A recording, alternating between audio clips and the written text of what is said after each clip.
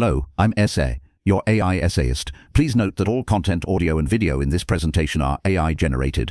As AI can sometimes produce inaccuracies, I encourage you to verify any factual information presented. With that in mind, let's begin. Certain mathematical questions possess a beguiling simplicity, their statements accessible with elementary algebra, yet their depths conceal entire worlds of unforeseen structure. The Oppenheim Conjecture, posed in 1929, stands as a primary example of this phenomenon. It concerns quadratic forms, which are polynomials where every term has a total degree of 2, such as a times x squared plus b times yz. The conjecture makes a specific claim about a class of these forms in 3 or more variables. For any such form that is indefinite, meaning it can take both positive and negative values and whose coefficients are what we call irrational, the set of values it produces when fed integers becomes dense in the real numbers. In plainer language, its values can get arbitrarily close to any real number you choose, including, most tantalizingly, 0, for over half a century. This elegant assertion about the Diophantine approximation of the study of how well real numbers can be approximated by rational ones remained an elusive prize, a standing challenge to the titans of analytic number theory. The established path toward a solution involved the powerful and intricate machinery of the Hardy-Littlewood circle method, a technique designed to count solutions to the Diophantine equations. Great progress was made along these lines. The work of Harold Davenport and his collaborators in the mid-20th century successfully confirmed the conjecture for forms in a large number of variables,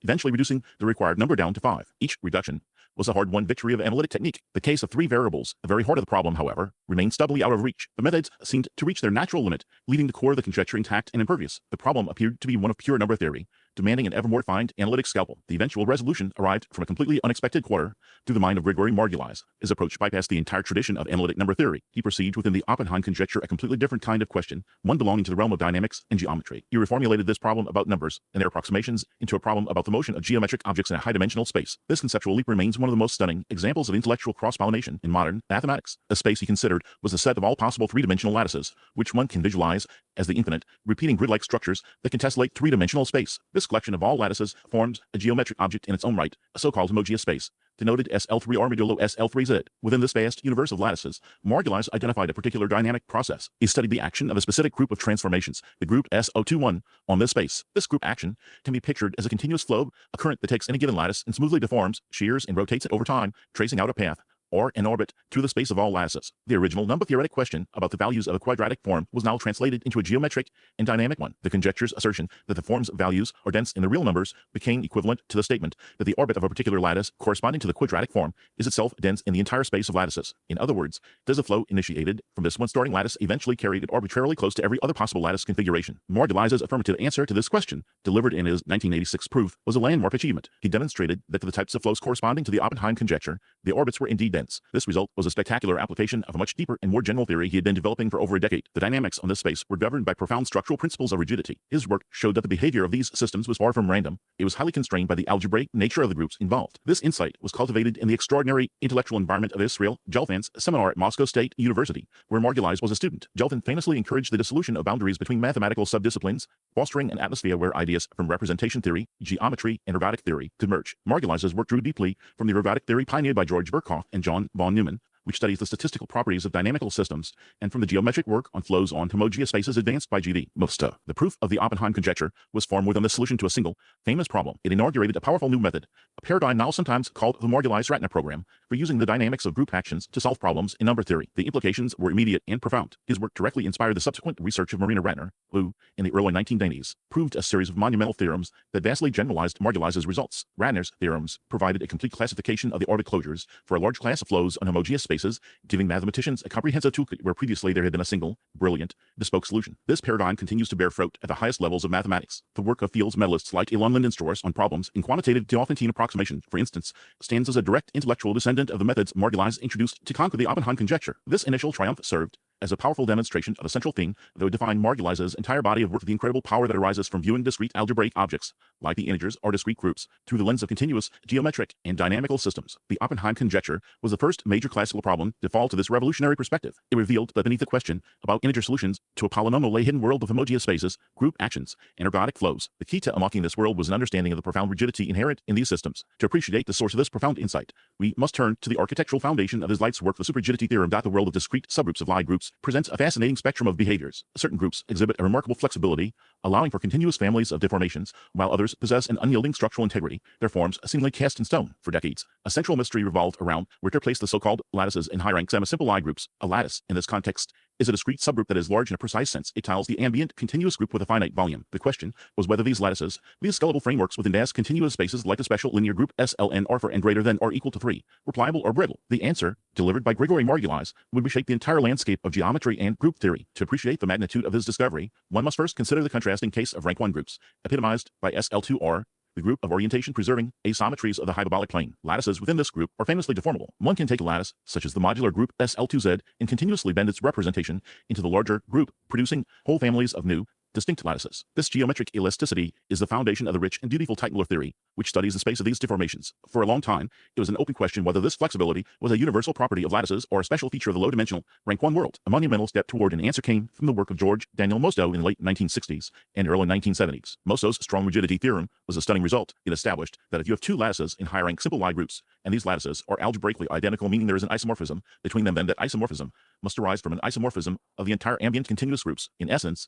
the discrete skeleton completely determines the continuous flesh. The algebraic structure of the lattice dictates the geometry of the space it acts upon. This was a powerful statement of rigidity, showing these objects were far from arbitrary. Yet, Mostow's theorem compared two similar situations. It took one lattice and related it to another inside a comparable group. Margulis's vision encompassed a far broader and more fundamental question. He considered a single, isolated lattice, Ganner, sitting inside its high-rank ambient group, G. He then asked about the totality of its possible behaviors. What happens if we try to make this lattice act on a completely different space, for instance, by representing its elements as linear transformations of a vector space? Does the lattice retain its rigid character, or can it suddenly express a hidden flexibility when placed in a new environment? This question probes the very essence of the lattice's algebraic identity. The answer came in the form of the Margulis Superrigidity Theorem, a result whose name perfectly captures its profound implications. Formulated around 1974, the theorem states that for any irreducible lattice gamma in a semisimple Lie group G whose real rank is at least 2, any homomorphism from gamma into a group of linear transformations, like the general linear group GLNC, must have one of two fates. Either the image of the homomorphism is relatively compact, meaning it is contained within a bounded set of transformations, or the homomorphism extends. It extends from being a map defined merely on the discrete lattice points to a continuous representation of the entire ambient Lie group G. The consequences of this statement are staggering. It declares that these high-rank lattices are extraordinarily constrained. They possess almost no interesting linear representations other than the ones inherited from the continuous group they inhabit. Their algebraic structure is so intrinsically tied to their natural geometric home that they are unable to act in genuinely novel ways on other vector spaces. This stands in the sharpest possible contrast to the situation for lattices in SL2R or for free groups, which have a universe of rich and varied representations. For a lattice in, say, SL3R, superrigidity implies it cannot be mapped faithfully into SL2R in a way that its image remains a discrete group of isometries of the hyperbolic plane. The world of flexible, low-dimensional geometry is forever closed to it. The lattice is, in a sense, a prisoner of its high-rank, high-dimensional origin. The proof of superrigidity is itself a landmark of mathematical synthesis, a testament to Margulis's ability to weave together disparate fields into a coherent and powerful argument. He brought the full force of ergodic theory to bear on a problem in pure algebra and geometry. A central tool was the multiplicative ergodic theorem, developed by the Soviet mathematician Valery Osladets in the 1960s. This theorem provides a deep description of the long-term behavior of products of random matrices, identifying characteristic rates of expansion and contraction, the lie upon of exponents, along various directions. Margulis ingeniously adapted this machinery, which was designed for dynamical systems, to the algebraic setting of the lattice. He considered the action of the lattice on a boundary space associated with a group, a space of probability measures, and used the ergodic theorem to analyze the dynamics. This dynamical analysis yielded algebraic information, revealing the hidden constraints on any possible representation. He combined these powerful ideas from dynamics with the sophisticated structural theory of semisimple Lie groups, pioneered by Lie Cartan and Claude Chevalier, and the geometric understanding of symmetric spaces developed by Mostow. The result was a proof that traversed multiple domains of modern mathematics, creating a new and powerful paradigm. The impact of the superrigidity theorem was immediate and transformative. It became a cornerstone upon which entire research programs were built. Robert Zimmer, for instance, was profoundly influenced by Margulis's work, leading him to formulate the Zimmer program. This ambitious program seeks to generalize Margulis's ideas from the setting of linear representations to the much broader context of group actions on general manifolds, asking which geometric structures can possibly support an action by a higher-rank lattice. The theorem also provided fundamental tools for geometric group theorists like Benson Fard and S.H. Muehl-Weinberger, who use its principles to explore the large-scale geometry of groups, understanding their structure from a distance. This profound statement of structural inflexibility, this superrigidity, was the essential key. With it, Margulis could unlock one of the deepest and longest-standing questions in the theory of discrete groups, the very origin and classification of these enigmatic structures. The theorem explained why these lattices were so rigid. The next logical step was to explain what they were. The intellectual momentum generated by the superrigidity theorem was immense. It provided a profound causal explanation for the structural stability of lattices in higher dimensional symmetric spaces. It answered the question of why these discrete groups were so unyielding. This powerful insight equipped Grigory Margulis to address a yet deeper mystery, one that concerned the very essence and identity of these mathematical objects. The question was the lattice of the great Adel Selberg, who had wondered about their fundamental nature. Were these lattices exclusively creatures of number theory, their patterns dictated by the familiar rules of integers and polynomial equations, or could other, more exotic forms exist? sculpted by purely geometric means, hiding in the vast landscapes of high-rank Lie groups. To appreciate the depth of this question, one must first understand the concept of an arithmetic lattice. These are groups that arise from a beautiful synthesis of algebra and number theory.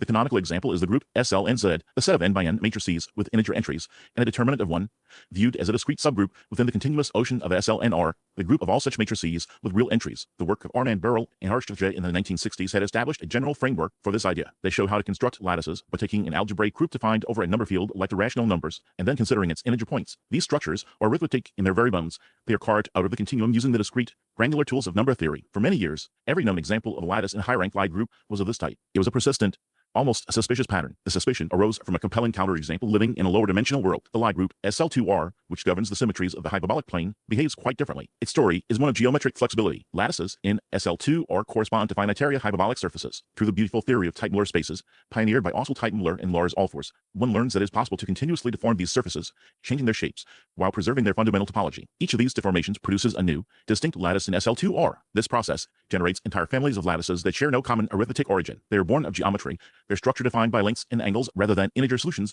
to equations. This world of geometric freedom in rank 1 suggested a tantalizing possibility. Perhaps the failure to find similar geometric lattices in high-rank groups was a simple consequence of limited imagination. Perhaps mathematicians had been looking under the wrong lamppost. Here, Margulis deployed the full force of his Superrigidity Theorem to provide a stunning and definitive answer. The result is his celebrated Arithmeticity Theorem. It states that for any semi-simple Lie group G whose real rank is at least 2, any irreducible lattice within G must be arithmetic. The theorem is a direct and spectacular consequence of superrigidity. Recall that superrigidity dictates that any representation of such a lattice into another group almost always extends to a representation of the entire ambient Lie group G. Margulis showed that this powerful constraint on the lattice's representations forces the lattice itself to have a number-theoretic blueprint. The algebraic rigidity of its homomorphisms implies an arithmetic origin for the group itself. There is no room for geometric wondering. The very structure that prevents the lattice from being bent or twisted also anchors it firmly in the world of number theory. The implications were breathtaking. The theorem declared that the persistent pattern observed by mathematicians for decades was a fundamental truth. The catalog of known lattices in groups like SL3R or SL4R was essentially complete. The absence of exotic, non-arithmetic examples was a feature of the universe, a deep principle of mathematics, up to a technical equivalence known as commensurability, meaning the groups share a common subgroup of finite index. Every single lattice in these vast, complex spaces could be constructed using the methods of Barrel and Harshtraje. Selberg's grand question had its answer. In the high-dimensional realms of symmetry, geometry is ultimately subordinate to arithmetic. This monumental classification theorem sent shockwaves through the fields of Lie theory, geometry, and number theory. It was a capstone achievement, resolving one of the central problems of the 20th century. For mathematicians like Jack Titz and Gopal Prasad, who were working on the intricate structure of algebraic groups over local fields, the Arithmeticity Theorem provided a bedrock foundation. Their investigations into the classification of these groups, a program known as the Titz-Prasad Conjecture, could now proceed with the certainty that the landscape of lattices was fully charted.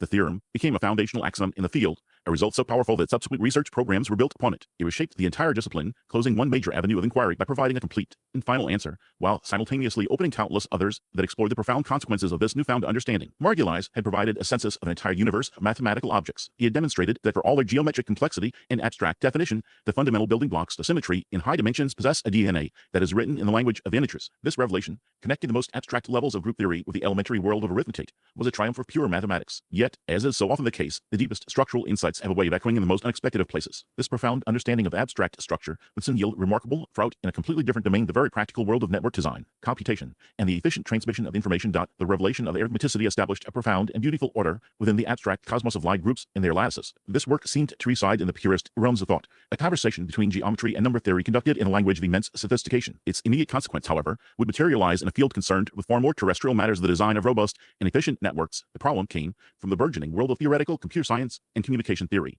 and it was a puzzle of profound practical importance. The challenge was to construct graphs, networks of nodes and edges that were simultaneously sparse and highly connected. A sparse graph is acanonical. It has a minimal number of connections, making it cheap to build and efficient to navigate. A highly connected graph is robust. Removing a large number of its nodes or edges fails to break it into separate components. These two properties were in natural tension. A sparse graph feels fragile, while a robustly connected one seems to demand a dense web of links. The ideal object, an expanded graph, would achieve both. For years, mathematicians and computer scientists, following the work of figures like M.S. Pinsker, knew such graphs must exist. A probabilistic argument, a cornerstone of the work of Paul Erdos, showed that if one were to build a graph by randomly adding a few edges to a set of vertices, the resulting object would almost certainly be an excellent expander. This was comforting knowledge, yet profoundly unsatisfying. It was akin to knowing a winning lottery ticket exists somewhere in a vast pile of possibilities without having any method to find it. What the field desperately needed was an explicit, deterministic recipe, a blueprint for constructing arbitrarily large expander graphs on demand.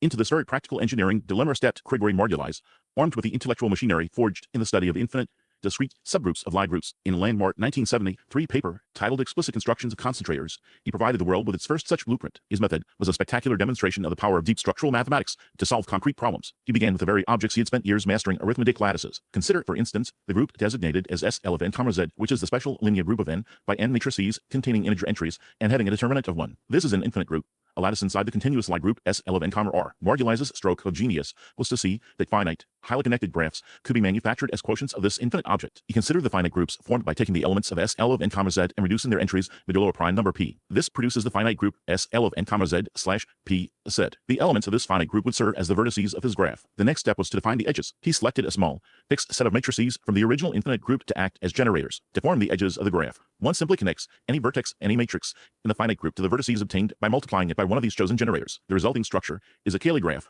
a beautiful geometric object that serves as a map of the group's internal algebraic structure. The result was a family of graphs, one for each prime p. As one chooses larger and larger primes, one obtains larger and larger graphs. Margulis demonstrated that this family of graphs constituted a family of expanders. The construction was explicit, deterministic, and built from the elementary operations of modular arithmetic. The reason for its success, however, lay very deep within the representation theory of Lie groups. The extraordinary connectivity of these Cayley graphs was a direct consequence of a concept developed by the mathematician David Cashin in the 1960s, property T. Cashin's property T is a powerful rigidity property for groups. In essence, it asserts that certain representations of the group are exceptionally stable. They resist being deformed. For a Lie group like SL of n, R, where n is at least 3, property T holds. Margulis's work on superrigidity provided a new and profound understanding of this very phenomenon. He recognized that this abstract rigidity had a concrete spectral consequence. For the Cayley graphs constructed from its lattices, property T guarantees a uniform spectral gap. This means that the second largest eigenvalue of the graph's adjacency matrix is bounded away from the largest one by a constant that is independent of the size of the graph. In the language of network analysis, this spectral gap is the mathematical signature of excellent expansion. It acts as a quantitative measure of the graph's robustness, certifying that it has no bottlenecks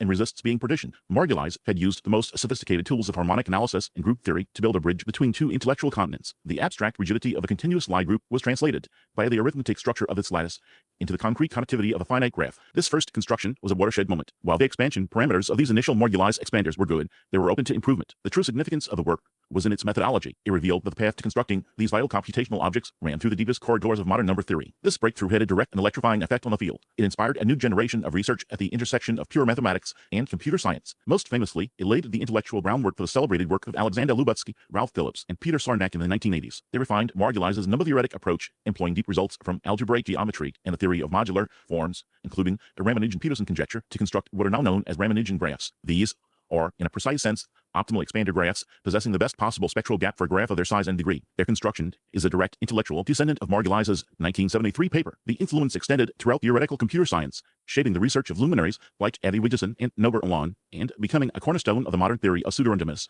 error-correcting codes, and the design of communication networks. The journey from the symmetries of high-dimensional spaces to the architecture of efficient networks was complete. An esoteric property of integer matrices, illuminated by decades of abstract inquiry, turned out to hold the key to a pressing technological challenge. This stunning application underscored a fundamental truth about the mathematical enterprise. The most profound and powerful ideas are often those that reveal a hidden unity, weaving together disparate threads of thought into a single, cohesive fabric. The man who had charted the rigid structure of this fabric was a figure whose own life was about to be defined by a very different and far more human form of rigidity. This profound dichotomy between intellectual freedom and political constraint would come to define the public chapter of Grigory Margulis's career. The very mind that proved the unyielding, interconnected nature of abstract mathematical structures found itself confined by the arbitrary and unyielding barriers of the state. His work revealed a universe governed by a deep, logical coherence, while his life unfolded within a system often characterized by its opposite. This tension illuminates the full measure of his achievement, casting his intellectual triumphs in even sharper relief. To survey the expanse of his contributions is to witness a single, powerful idea, the principle of rigidity manifesting in a dazzling variety of forms. It is the unifying current flowing beneath the surface of his most celebrated results. His early investigations into amenable groups,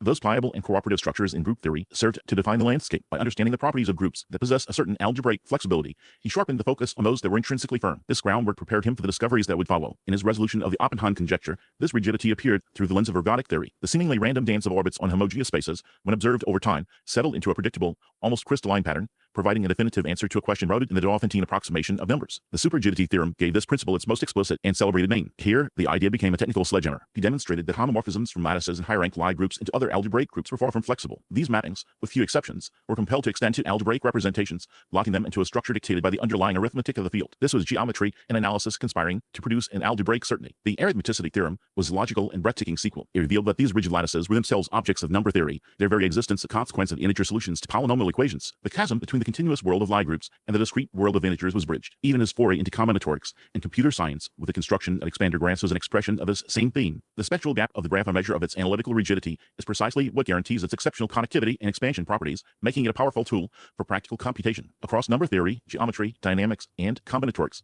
The same story was being told in high-dimensional, highly symmetric spaces. Freedom of movement is an illusion. Structure is absolute. The international mathematical community recognized the magnitude of these achievements long before Margulis was free to travel and discuss them. The 1978 International Congress of Mathematicians in Helsinki was to be the stage for his coronation. At the age of 32, he was awarded the Fields Medal, the highest honor in mathematics. Yet, the podium where he was to stand remained empty. Soviet authorities, citing unspecified reasons, denied his application for an exit visa. The moment crystallized the painful paradox of his existence, a global unifier of mathematical thought, personally isolated by a wall of political intransigence. Into this void stepped the eminent Belgian-French mathematician Jacques Tits, himself a giant in the study of group theory. Tits's address on Margulis's behalf has since become a legendary document in the history of science. He began by expressing his deep regret at Margulis's absence, a sentiment shared by the entire assembly. Then, with meticulous care, he proceeded to deliver a brilliant exposition of the very work for which the prize was awarded. He explained the Superrigidity Theorem, detailed its consequences for arithmeticity, and sketched its connection to the structure of Lie groups. Tits's lecture was an act of profound intellectual solidarity. It was a declaration that ideas transcend borders even when people cannot. For the mathematicians gathered in Helsinki, the empty chair was a powerful symbol, a silent testament to the human cost of a closed society. The speech ensured that while the man was absent, his mathematics was present, celebrated, and understood. This period of forced isolation eventually gave way to a new chapter. With the easing of restrictions in the Soviet Union,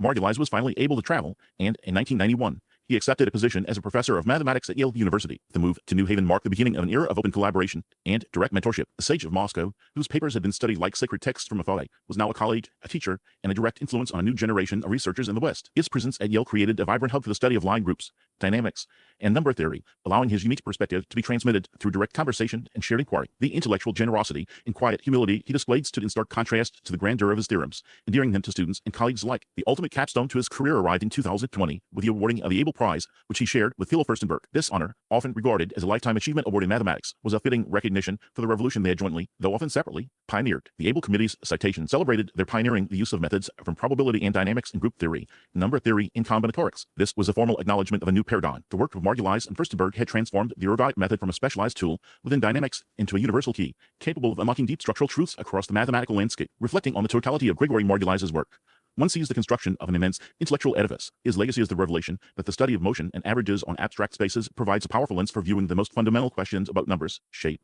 and symmetry. He taught the world that to understand the discrete, one must often study the continuous. To solve a problem of pure number theory, one might need the tools of probability. His life story is a testament to the resilience of the human intellect in the face of immense external pressures, and his mathematics stands as an enduring monument to a profound and beautiful idea that within the vast, complex universe of abstract thought, there exist deep currents of unity and an unshakable, powerful, and ultimately comprehensible rigidity. We really appreciate you tuning in to this AI-powered presentation. Our goal is to push the boundaries of AI in content creation, and your input is invaluable. If there's a particular subject you'd like to see us tackle next, or if you have suggestions on how we could fine-tune our AI's creative prompts, please don't hesitate to leave your ideas in the comments section.